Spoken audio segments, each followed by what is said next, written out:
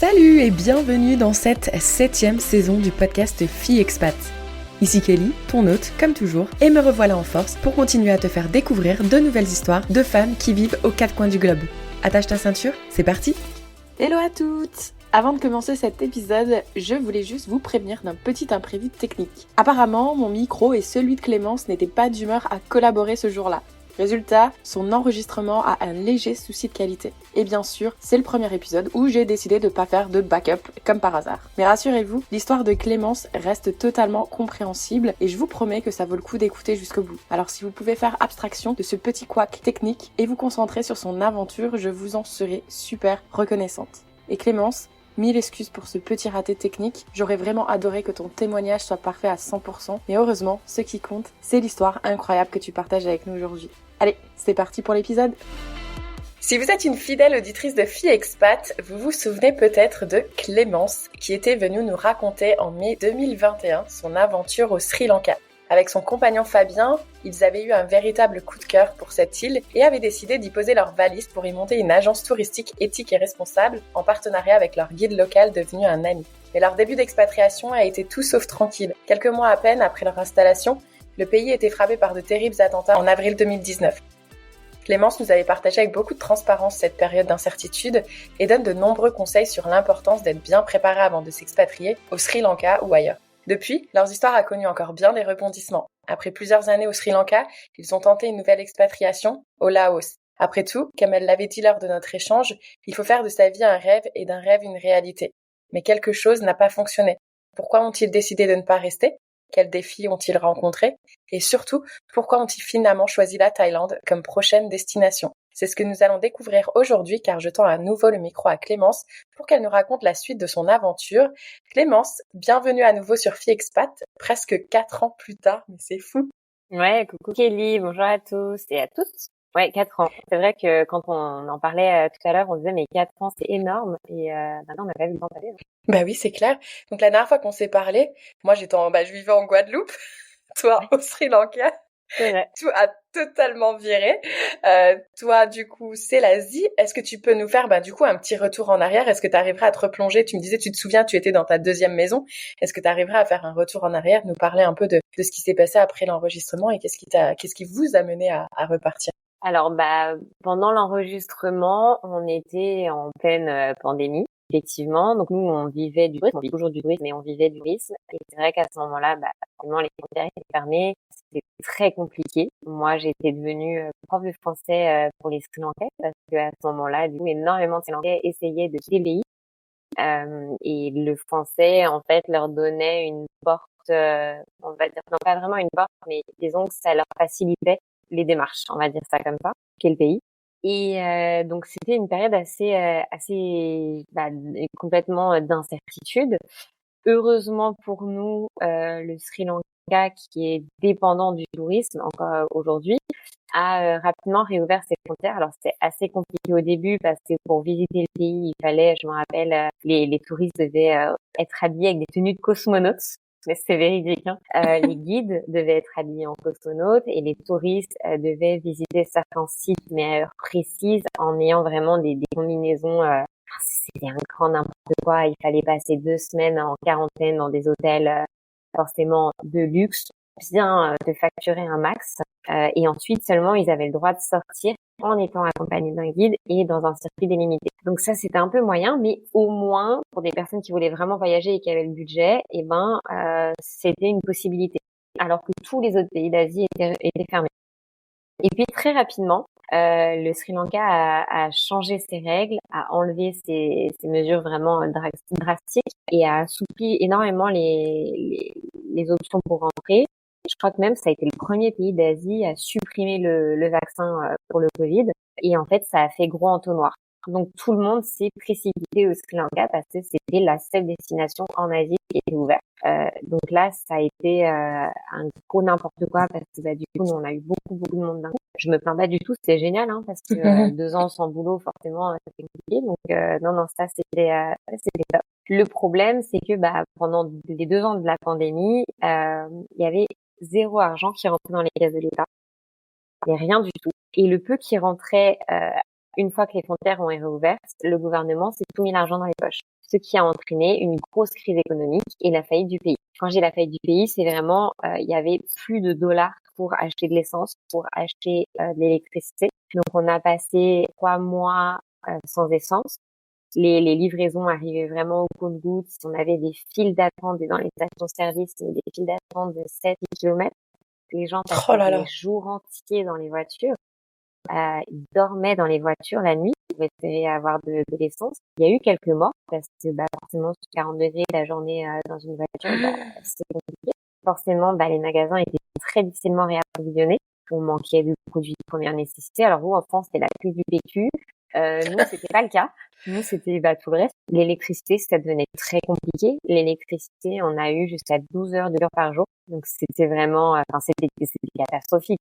Aujourd'hui, on en rigole, mais sur le coup, c'était pas drôle du tout. Nous, on a fermé à ce moment-là. À l'époque, on avait une guest house. On a fermé parce que de toute façon, on pouvait rien faire. On pouvait pas laver le linge. Les gens, en plus, n'étaient pas du tout compréhensibles ou quoi que ce soit. Et pour eux, ils étaient en vacances, il fallait qu'ils soient là. Mais dans un pays qui est en crise, c'est au bord de la faillite. Donc, c'était extrêmement compliqué.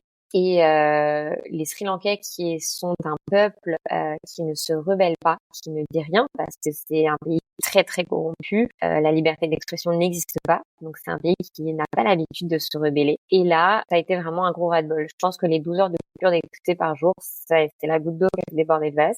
Donc je vous résume, je ne vais pas rentrer dans tous les détails, mais en gros, tous les Sri Lankais se sont rassemblés, mais même du nord du Sri Lanka, donc le nord du Sri Lanka, ils sont venus à pied à la capitale. C'est des jours et des jours de marche, et ils ont bravé les interdits parce que ils ont déjà manifesté, c'est totalement interdit. Il y a des couvre-feux qui ont été installés pour essayer de canaliser tout ça. Et en fait, ils se sont bravés les interdits. Même les cheminots ont réouvert des lignes de chemin de fer alors interdits. Et ils sont tous allés à la capitale pour manifester.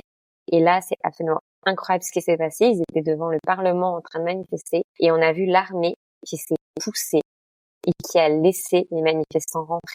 Et ça, c'était absolument incroyable.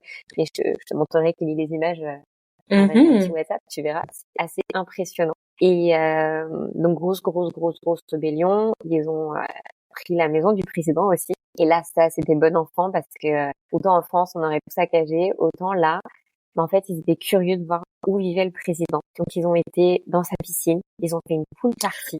Ils ont fait un barbecue. Je te jure que c'est vrai. Ils ont pris des douches dans sa salle de bain.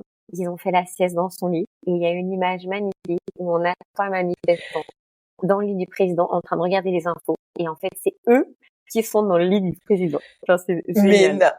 Je te jure. J'ai l'impression que t'es en train de me raconter une histoire, c'est pas possible. Mais je te jure que c'est vrai, et c'était impressionnant de voir ça. Et donc le président lui s'enfuit en hélicoptère, il a quitté le pays, blablabla. Donc on a quand même assisté à un petit coup d'État. Donc là, c'était nous, on a vu ça de beaucoup de fierté pour un peuple qui se rebelle enfin après tant une histoire aussi compliquée, mais beaucoup d'incertitude aussi parce que la guerre civile, elle est finie que depuis 2009.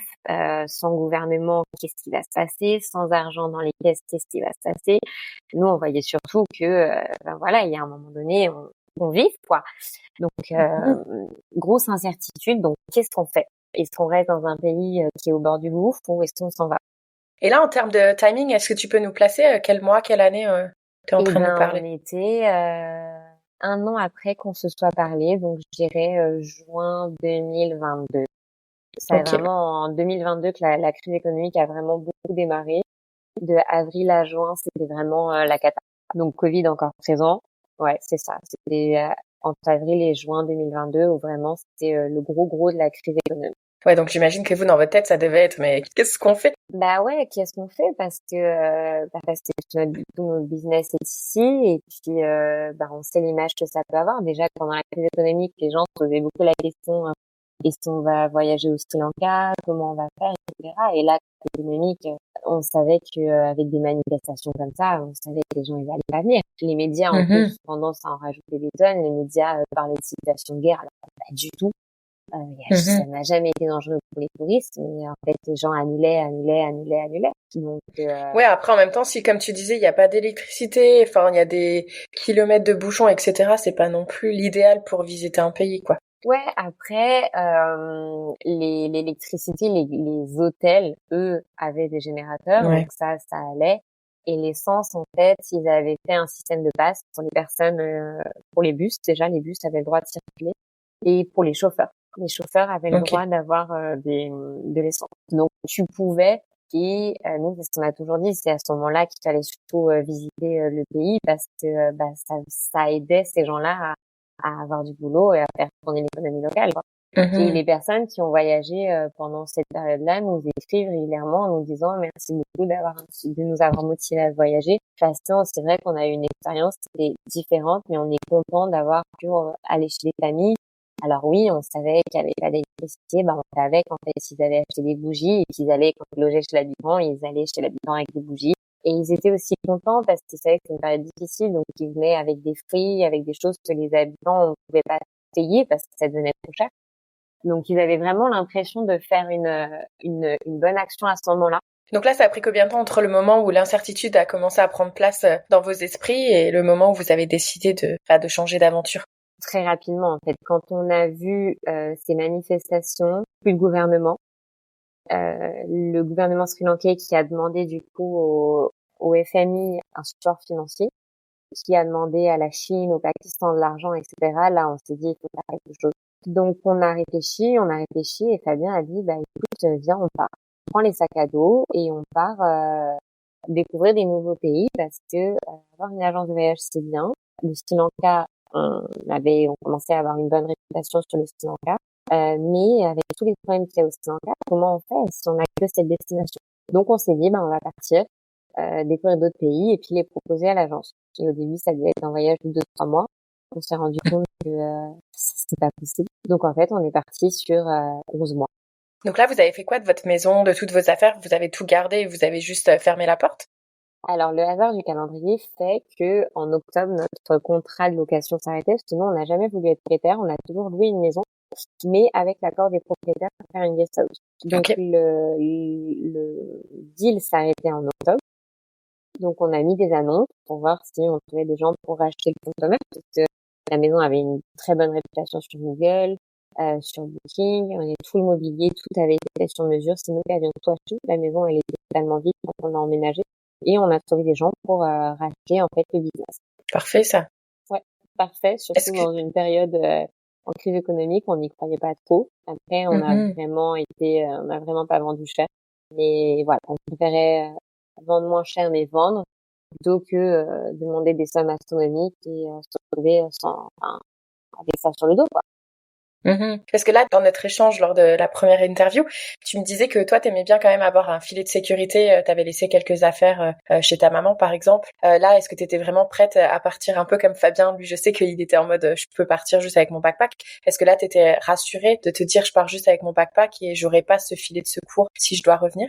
Oui et non, parce que d'un autre côté, c'était pas vraiment C'était pas vraiment notre maison. On s'est toujours dit qu'on resterait pas toute notre vie au Sri Lanka. Après, quand on a décidé de faire ce voyage, on s'est pas dit on va déménager ailleurs. On s'est dit on va Ok. faire le voyage pour ouvrir des nouvelles destinations. Mais pour nous, on revenait après au Sri Lanka. Ok. Et donc finalement, là, vous avez, comment vous avez même décidé où est-ce qu'on part? Est-ce que vous avez loué des choses, réservé des choses en avance? Comment ça s'est préparé tout ça? Parce que là, il n'y avait pas trop de temps, j'imagine. Alors, ça s'est décidé assez rapidement. L'idée, c'était vraiment pour l'agence. C'était vraiment, oui, bien sûr, c'était aussi un petit peu kiffant de se dire, on part en sac à dos pendant une année. Mais c'était aussi se dire, OK, quelle destination on pourrait proposer. Donc, on avait déjà fait le Japon et la Corée. Le Japon, c'était évident qu'on devait y retourner parce que c'est une destination que nous, on adore et on sait que c'est une destination populaire et qu'on pourra vendre. La Corée, clairement, moi, j'avais eu un gros coup de cœur et j'étais persuadée qu'il y avait beaucoup de choses à faire. Et d'y retourner, ça ne nous a fait que confirmer ça. Et ensuite, on a essayé de faire un truc un petit peu logique, avec des voyages un petit peu hors des sentiers battus, des pays encore un peu préservés, comme le Laos. Tu vois, on savait que le Laos, au final, il y a plus personne qui y va. Il y a encore beaucoup de choses à faire. Donc, en fait, c'était des pays qui nous faisaient envie, mais aussi des pays stratégiques. Et on espérait pouvoir travailler dans ces pays, en tout cas. Ok. Parce que est-ce que tu peux rappeler peut-être aux auditrices et auditeurs, quand tu parles de l'agence, est-ce que vous, du coup, vous préparez des voyages sur mesure, mais directement depuis votre ordinateur et vous n'avez pas forcément besoin d'une guest house ou d'un pied-à-terre? Alors, en fait, ouais, on a donc notre agence, elle est enregistrée au Sri Lanka, mais donc on a du personnel au Sri Lanka, mais nous, Fanny et moi, on peut travailler de n'importe où. On fait tout en ligne. On a une super équipe sur place, donc on ne s'inquiète pas, on n'a pas besoin d'être sur place. Et on voulait en être sûr qu'on n'avait pas besoin d'être sur place. Et ce voyage nous a permis de nous assurer qu'effectivement, c'est quelque chose qui fonctionne parce qu'on a une bonne équipe et on a su s'entourer des bonnes personnes. Donc on leur fait Super, ouais. confiance à 100% et par exemple là sur Google, je crois qu'on en est à 210 avis et on a que des 5 étoiles, donc c'est que les clients, je pense, globalement contents. Donc là, aujourd'hui, même si vous êtes plus physiquement au Sri Lanka, vous proposez quand même toujours des voyages sur l'île. Ouais, le Sri Lanka, on propose toujours des voyages. C'est des voyages vraiment organisés sur mesure. Et on a développé aussi une autre formule, c'est de l'aide à l'organisation. Parce qu'on s'est rendu compte qu'il y a beaucoup de personnes qui veulent quand même mettre la main à la pâte, mais qui veulent pas forcément avoir un programme pile poil défini et savoir que lundi matin, ils vont visiter tel truc et qu'ensuite, l'après-midi, ils vont faire qu'avec une agence, c'est évident parce que c'est des activités qui sont organisées, donc on est plus structuré. Et on s'est rendu compte que ça plaisait pas à tout le monde. Donc du coup, on a fait une autre formule d'aide à l'organisation où en fait, c'est toi, voyageur, qui va créer ta journée. Nous, on vous donne notre carnet d'adresses, on vous donne nos contacts, on vous donne tout ce qui est nécessaire pour planifier votre voyage. On vous donne une trame. Et après, dans l'organisation de ta journée, c'est à toi de décider. Bah non, ça, cette activité, moi, elle me plaît pas. Ou ça, j'ai 3 jours à cet endroit, donc je vais pouvoir déplacer l'activité. Ouais, c'est une super idée, ça, effectivement, ouais. Ouais, bah voilà, on essaye de répondre aux besoins de tout le monde. Ouais, non, c'est clair, parce que c'est vrai que même des fois, je sais pas, moi, je trouve il y a des activités, ça va être en fonction de la météo aussi. Je sais pas s'il faut tout réserver en avance, mais des fois, c'est vrai que t'as envie de laisser un peu, sur le moment présent, comment je me sens, est-ce que je suis prête à faire ça? Et c'est vrai que si des fois t'as un programme qui est à suivre à la lettre et que t'es fatigué ou des choses comme ça, ben ça peut être un peu décevant parce que tu dis ouais, je suis pas au top de ma forme, et là je dois aller faire cette activité, mais j'aurais préféré rester là. Enfin bref, etc. Je trouve ça top. Mais là, t'as quand même dû prendre un billet d'avion. Donc comment t'as décidé? Ok, on part du Sri Lanka, mais qu'est-ce que je prends comme billet d'avion? Où est-ce qu'on commence? Alors, Fabien est quand même très très organisé, hein. Donc, et puis il faut pas oublier que c'était un voyage avant tout pour le travail. Donc, Fabien a passé des heures et des heures à chercher sur les blogs, sur les sites internet, les points d'intérêt qu'on voulait voir dans chaque pays. Ensuite, on s'est servi, il y a pas mal d'outils en ligne, créer ton itinéraire comme ça quand tu voyages sur le long terme. Donc, on a essayé de voir en fonction des points d'intérêt. Enfin, c'était vraiment des semaines et des semaines de travail. À ce moment-là, la guest house était finie. L'agence, il y avait quasiment personne qui voyageait au Sri Lanka à ce moment-là. Donc, en fait, on était vraiment à 100% dispo pour faire ça. Donc, en 3 mois, on avait tout bouclé. Après, on a tout bouclé dans les grandes lignes. Les hébergements, on faisait 2-3 jours avant. On s'est rendu compte, en Corée, on n'avait pas forcément prévu d'y passer autant de temps. Finalement, on y a passé 2 mois. Parce qu'on s'est rendu compte qu'il y avait des endroits qu'on aimait beaucoup. On s'est rendu compte qu'avec la météo, des choses qu'on nous a recommandées une fois sur place. Donc, du coup, voilà, c'était un peu, Vietnam, on y a passé aussi beaucoup de temps. On a été malade. Mais bon, on a passé beaucoup de temps. Donc, du coup, tu peux pas, de toute façon, dans ce genre de voyage, tu peux pas te planifier à la seconde près, c'est pas possible. Non, en plus, moi, je pense que, surtout quand t'as passé la trentaine comme nous, c'est vrai qu'il faut dire, enfin, je sais pas toi, mais des fois, tu as quand même une fatigue du voyage, et si tu vas trop vite, tu t'épuises, alors que c'est bien des fois d'arriver quelque part, de rester plus longtemps, et peut-être des fois de raccourcir les destinations, mais au moins, tu kiffes ton voyage. Alors que si tu vas vite, ceux qui font un tour du monde en un an, honnêtement, je sais pas comment ils font, je leur dis respect. Moi, je sais que je pourrais pas, en fait, parce que même là, en 3 mois, je sentais déjà la fatigue de tout le temps bouger, de toujours avoir un backpack, de vivre qu'avec un backpack d'ailleurs, et des fois, c'est bien de se poser. Est-ce que toi, tu sens que vous avez eu un peu une fatigue ou vous avez réussi à aller suffisamment doucement? Non, c'était vraiment un voyage, c'était génial, mais c'était fatigant. Et je pense que c'est fatigant physiquement, c'est fatigant moralement aussi. C'est perturbant parce qu'effectivement, t'as plus de repères, etc. Je sais qu'il y a beaucoup de personnes qui ne comprennent pas les gens qui voyagent sur le long terme et qui se disent, ah, mais vous êtes bien, vous êtes tout le temps en vacances. Mais ouais, mais on a le droit de se plaindre. Et nous, en plus, on bossait. Nous, quand on finissait les visites, le soir, il fallait quand même qu'on rende des voyages. Donc nous, c'était rendez-vous clients, c'était devis, c'était itinéraire, c'était réseaux sociaux, c'était articles de blog. Et ouais, c'était vraiment fatigant. Le Cambodge, on avait prévu, par exemple, un énorme circuit. Et en fait, on a fait une rencontre là-haut. On a rencontré un couple de Suisse et on a tout de suite accroché avec eux. Et on a fait le Cambodge avec eux. Et il y avait des endroits qu'on avait envie d'aller voir, qu'on avait repérés. Et au final, on s'est dit, on n'avait pas envie. À ce moment-là, en fait, on n'avait pas envie, on n'avait pas la motivation. On était bien avec ces personnes-là. Et au final, on a changé tout notre voyage et on l'a fait qu'avec eux. Et franchement, on regrette pas. Et aujourd'hui, c'est des amis. Et on était avec eux il y a encore un mois à Bangkok. Et voilà. Et je pense que ça aussi, ça fait partie du voyage. Il faut accepter de devoir lâcher prise. Il faut accepter que tout se passera pas forcément comme prévu. Mais c'est ça qui fait le voyage. Et pour nous, ce groupe, c'est une de nos plus belles rencontres pendant ce tour d'Asie. C'est clair et net. Ah, c'est magnifique. Donc moi, en introduction, je disais, enfin moi, en te suivant sur les réseaux, je pensais que vous vouliez vous installer au Laos, mais c'était pas vraiment le cas. Je me suis complètement gourée. En fait, Fabien commençait quand même un petit peu à me dire, ce serait bien, du coup, qu'on fasse ce voyage pour voir où on pourrait vivre ailleurs.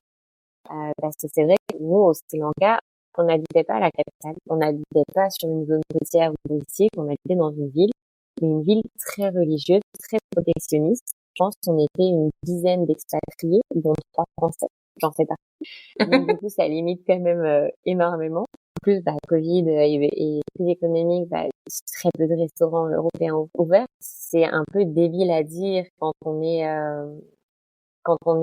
voyageur, on a envie de manger local. Mais quand vous êtes dans un pays pendant 4 ans, tu peux pas manger local tous les jours, c'est aussi, tu vas manger du riz tous les jours. Et au bout d'un moment, en fait, on s'est rendu compte qu'on avait ce manque d'infrastructures et de vie sociale, tout simplement. Mhm. Donc Fabien, ça le titillait pas mal. Et puis, moi, je suis rentrée en France en 2022, je crois, justement, avant de partir en tour d'Asie. Ça faisait 4 ans que j'étais pas rentrée, 4 ans que j'avais pas vu ma famille, que j'avais pas vu ma mère. Tu te souviens, j'avais Waouh. parlé de ma mère dans le précédent Ah podcast. oui, oui. C'est violent. Je m'en souviens. Ouais, c'est clair. Voilà. Et Fabien, lui, est pas rentré. Et en fait, quand il est sorti du Sri Lanka, on est arrivé à Bangkok. Et en fait, forcément, c'était l'euphorie parce que 4 ans sur une île, en fait, c'est un peu comme si on avait été coupé du monde et que là, on redécouvrait qu'il y avait un monde en dehors du Sri Lanka, en fait.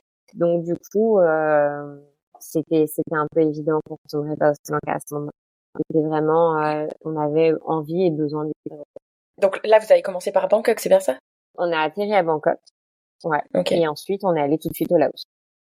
Ok. Et donc là, vous avez bougé, donc vous avez fait vous avez fait vos petites recherches, etc. Mais donc à quel moment vous êtes dit, il va falloir qu'on se pose un petit peu?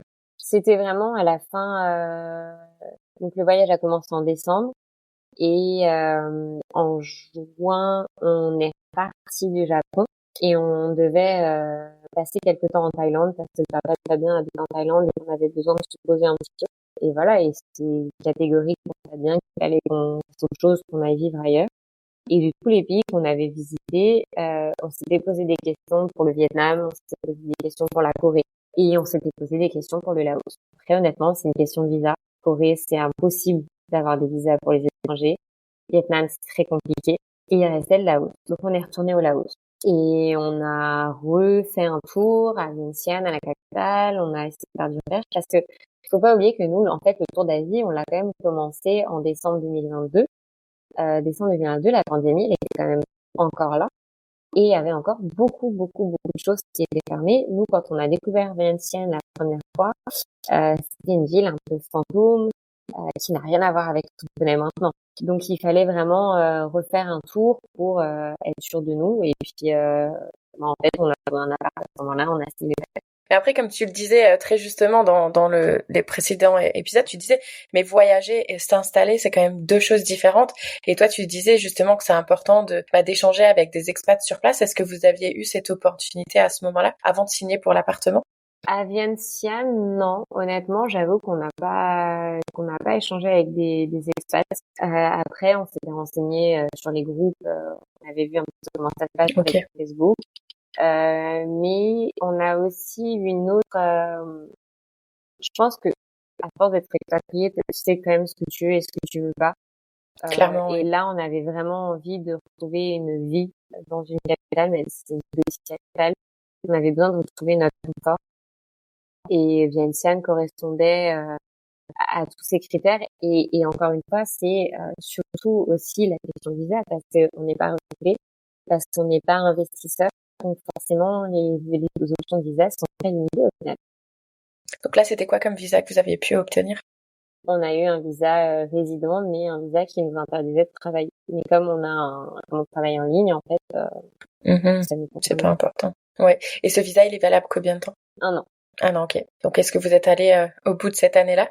On n'est pas allé au bout de cette année-là. Donc en fait, on a fini le voyage. On était en Thaïlande en juin. En juillet, on est retourné à Vientiane. En août, on est retourné au Sri Lanka parce on avait beaucoup de clients. Et en septembre, on est allé en Indonésie. Moi, je suis en France. Et janvier à mars 2024, on était au Sri Lanka. C'est pareil, on avait des clients et qu'on s'était engagé à aller voir. Donc, on est allé au Sri Lanka. On a packé nos affaires. On avait quand même laissé quelques vêtements, etc. Et puis, avril, on a déménagé au Laos. Ok. Et donc là, on est en 1er avril 2024, si j'ai bien suivi. Mm-hmm. Donc là, vous avez votre appartement, vous déballez votre sac à dos, vous travaillez toujours en ligne depuis chez vous. Est-ce que vous trouvez du fromage à aller manger ou des bonnes choses françaises ou dans cette ville, c'est pas trop ça? Eh ben, Vientiane le Laos est un ancien protectorat français. Et en Ok. fait, Vientiane, il y a une grosse communauté française. L'ancienne génération des Laotiens parle beaucoup français. Et à Vientiane, tu trouves du fromage, de la charcuterie, du pâté. Ils adorent le pâté laotien. Je te jure, c'est vrai. Et on avait vraiment des très bonnes boulangeries, meilleures qu'en France. On avait tous les produits importés. C'est simple, en 6 mois, on a 5 kilos chaque. Non, mais en Écoute, plus, mais je te jure que c'est vrai, hein. mais je te crois, parce que on en parlait justement en coulisses toutes les deux. On avait parlé beaucoup de bouffe dans notre épisode précédent. Mais c'est important quand tu vis dans des pays qui sont totalement différents de ce que t'as l'habitude, là où t'as grandi. Et au bout d'un moment, c'est évident que tu vas ressentir le manque. C'est une évidence. Donc là, c'est drôle de te dire, ok, maintenant il y a tout qui est disponible. Allez hop, on se fait plaisir. Forcément, tu vas prendre du poids. Bon là, j'ose même pas monter sur la balance. C'est comme ça.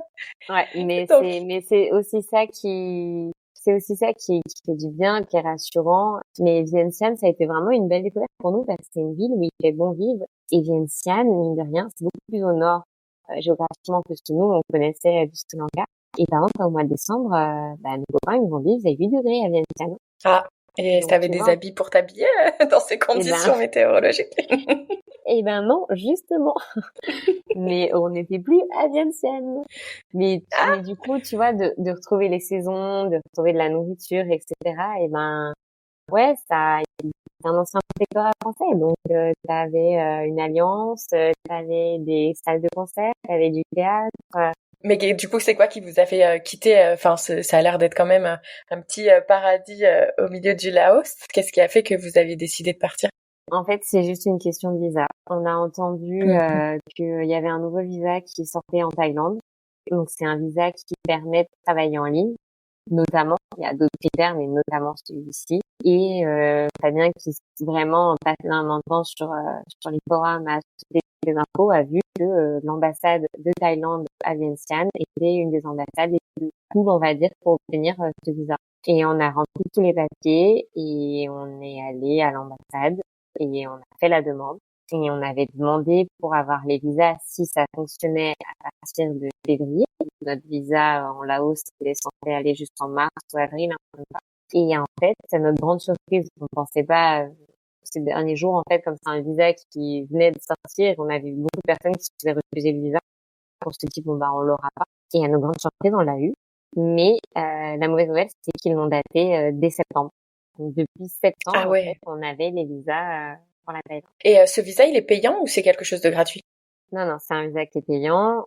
Selon les ambassades où tu vas, il faut le montant est différent. Si tu fais ton visa en Nouvelle-Zélande, je crois de 2 ou 3 000 balles.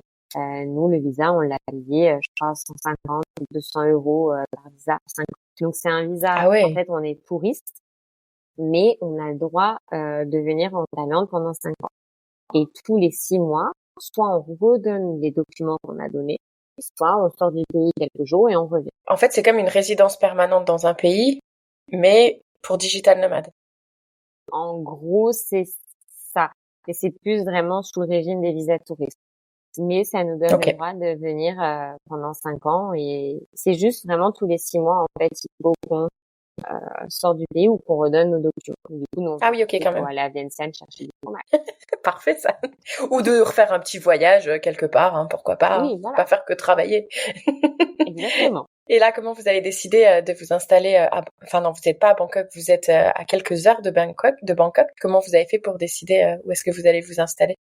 Eh ben, la Thaïlande, on connaît pas, en fait. Nous, on connaît pas du tout. On connaît pas le nord. On connaît Bangkok. On connaît quelques îles. Et on connaît cette ville. On y était venu plusieurs fois parce que papa très bien habite ici. Et en fait, on s'est rendu compte que c'est une ville où ça pourrait être sympa de vivre en bord de mer. Le nord, pour nous, c'était exclu, même si on connaît pas, parce qu'il y a les brûlis. Les brûlis, pour ceux qui connaissent pas, en fait, c'est une technique des fermiers. Ils vont brûler les champs avant de planter. Et le problème, c'est qu'à cette période-là, c'est très, très pollué absolument partout. Donc, pour moi, c'était irrespirable vu que je suis asthmatique. Bangkok, très pollué également et très cher. Donc, voilà, on s'est dit, les grandes villes comme Pattaya et Krabi, Phuket, on connaît pas. Donc, ça nous intéresse pas spécialement. Donc, on s'est dit, on va tenter dans cette ville-là et on verra. On a un visa de 5 ans, donc on verra bien. Oui, exactement. Et puis de toute façon, ça va vite à refaire une valise parce que là, vous louez que des appartements qui sont meublés.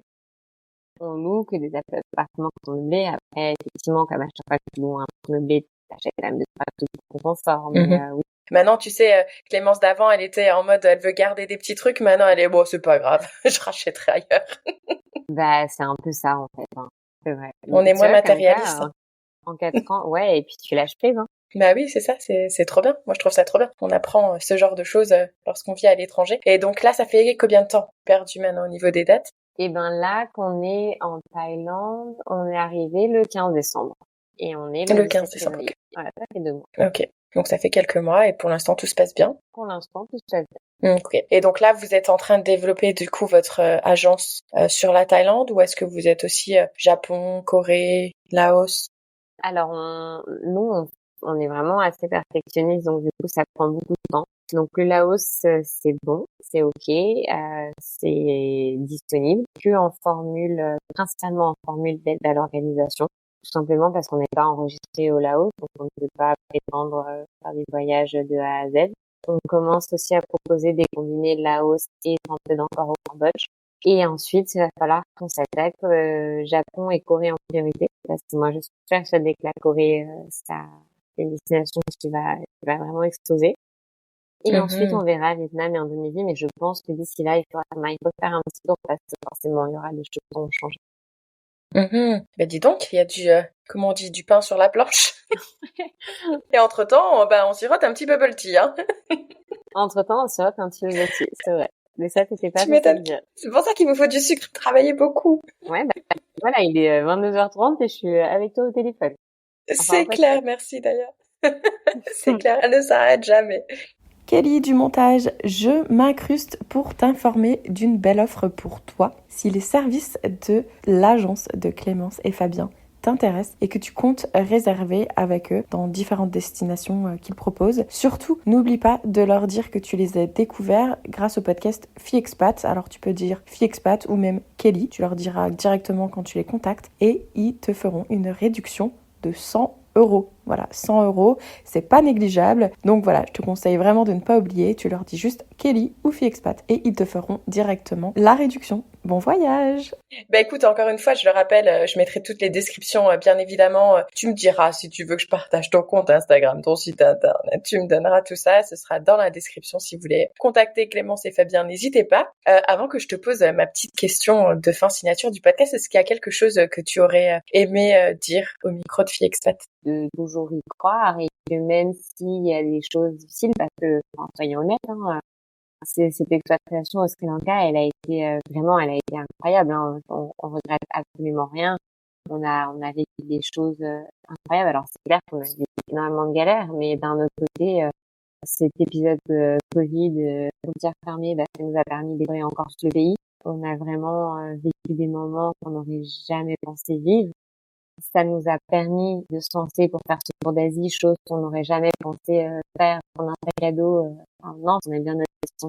Et en fait, même s'il y a des galères, même s'il y a des moments qui sont imprévus, bah voilà, il faut les vivre et les faire avec. Et vraiment, moi, personnellement, je ne rechangerai rien du tout. Parce que c'est ce qui fait, toutes ces expériences sont de nous aujourd'hui, ce qu'on est. Et c'est clair que la Clémence, il y a 4 ans, elle aurait pas forcément pensé comme ça. Elle aurait pensé, ouais, enfin, quand j'ai écouté tout à l'heure ce qu'on se disait, et j'aurais jamais pensé passer 4 ans sans voir ma famille. J'aurais jamais pensé, faire tout ça, quitter le Sri Lanka, repartir en autre expatriation. Enfin, vraiment, j'aurais jamais pensé ça. Et au final, bah, on y est, et je trouve ça beau, tout ce qu'on a fait. Et je trouve ça vraiment bien, tout ce qu'on a accompli, et de continuer à y croire, de rien lâcher. Après, c'est clair qu'on est deux, donc c'est aussi plus facile, et honnêtement. Et je pense que c'est très, très important dans ce genre d'expérience, de se lancer et d'être sûr de la personne avec qui on le fait, parce que, je le disais déjà, que c'est pas bien, c'est sûr que je fais pas partie. Et je le reconfirme, parce que je me souviens dans le dernier podcast, tu me disais, mais si, je pense que c'est plus fort que tu penses. Et c'est clair que si ça avait dit à la Clémence, il y a 4 ans, tu ne verras pas ta famille pendant 4 ans, c'est clair que j'aurais jamais pris cet avion. Donc, donc oui, je pense que c'est important d'être bien entouré. Et voilà, et tout ça pour dire que, ouais, il faut y croire. Et si ça marche pas, bah, ça marche pas, c'est pas grave. Et dans tous les cas, c'est une expérience de vie qui vous apportera de toute façon quelque chose. Ton passeport français, tu l'as toujours, donc tu peux toujours rentrer. Fabien a toujours son passeport suisse. Donc, vous pouvez toujours rentrer et c'est pas un souci. C'est ça, et on a des familles qui sont derrière, et si vraiment ça avait été la galère et qu'il aurait fallu rentrer en urgence, bah on sait qu'on aurait fait rentrer en urgence. Oui, ça aurait été compliqué de repartir à zéro, de retourner chez nos parents, etc. Mais au moins, on l'aurait fait, et on n'aurait pas vécu avec des regrets à se dire, ah, et si, quoi. Donc, tenter, on n'a qu'une vie, et il faut le faire. Clairement.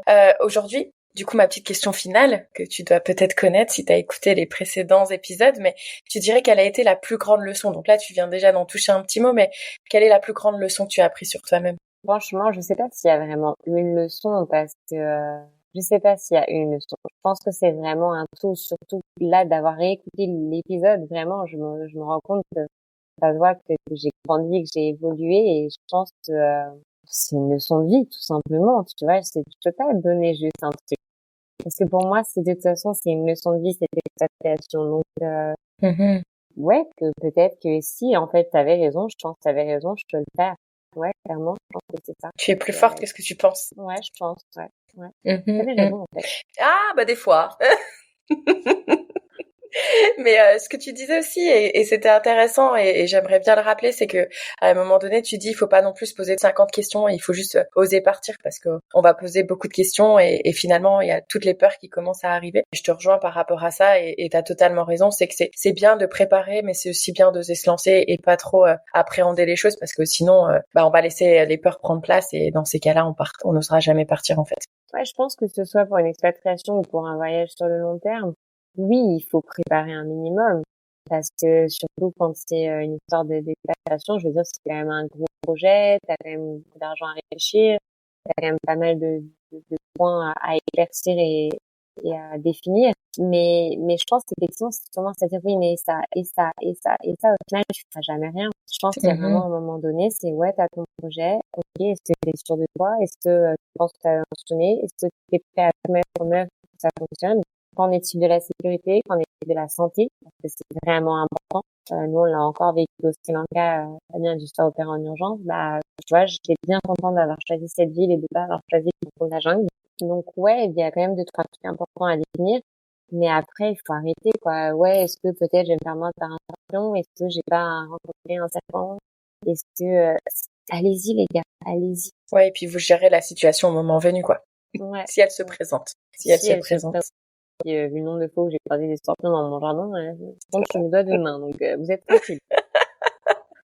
Eh ben super, bah écoute, moi je vais faire ma petite conclusion. Alors pour toutes celles et ceux qui vont écouter jusqu'au bout, bah déjà merci beaucoup. Comme vous l'avez vu, le parcours de Clémence et Fabien, c'est vraiment une belle illustration de la réalité de l'expatriation, de même plusieurs expatriations. C'est un mélange d'opportunités, de défis, mais aussi et surtout d'adaptabilité.